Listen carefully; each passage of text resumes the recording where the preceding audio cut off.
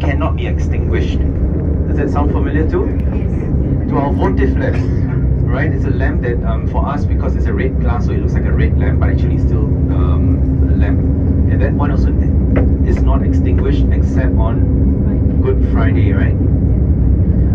And you see how Aaron and the high priest was dressed, vested. Similar also, we have our stole as the priest, and we carry the stole represents, of course, it's Christ, the yoke of Christ, and we carry the prayers, especially for us in our Catholic Mass, in our worship.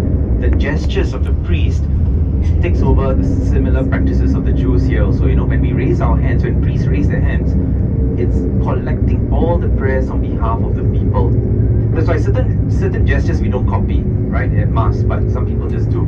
But actually, when the priest raises his hands, like the Lord's Prayer, or when he prays the prayer of collect, or when he prays the Eucharistic prayer, he's actually praying on behalf of all the people.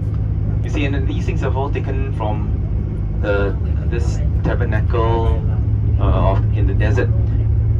And if you've read the book of Exodus, whatever measurements in the cubit and all that is actually instruction from God through Moses to the people. And the book of Exodus is structured in such a beautiful way that one side mirrors the other side. Meaning to say, the first half, of course, you got the 10 plagues and all this drama with Pharaoh. Then after that, Moses gives instruction of how to build the temple, because the Israelites will be moving from place to place. And if you read Exodus together with Leviticus, leading to Numbers, there'll be exactly 12 points to mark out the 12 different tribes. But what is unique about Exodus is, as you all know the word of diptych, D-I-P-T-Y-C-H.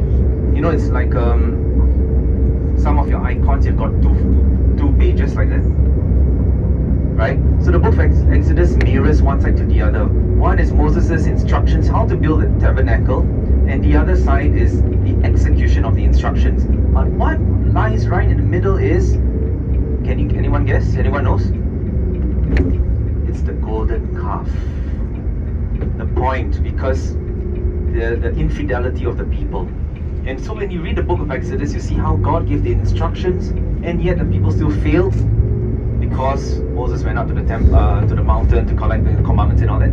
He came down and he saw all of them having a big party, right? And then they regretted after Moses just threw the commandments and all that. And then on the other side, the people repent, and then they will follow the instructions of building up the tabernacle. And so what we saw today is actually very significant in our it's not the New Testament, obviously, but it's part of the biblical journey of looking into how we have evolved. And like how our guide mentioned earlier on, she said there is, for us, this, I don't know whether she's a believer or not, but it sounds like she acknowledges something about Jesus, right?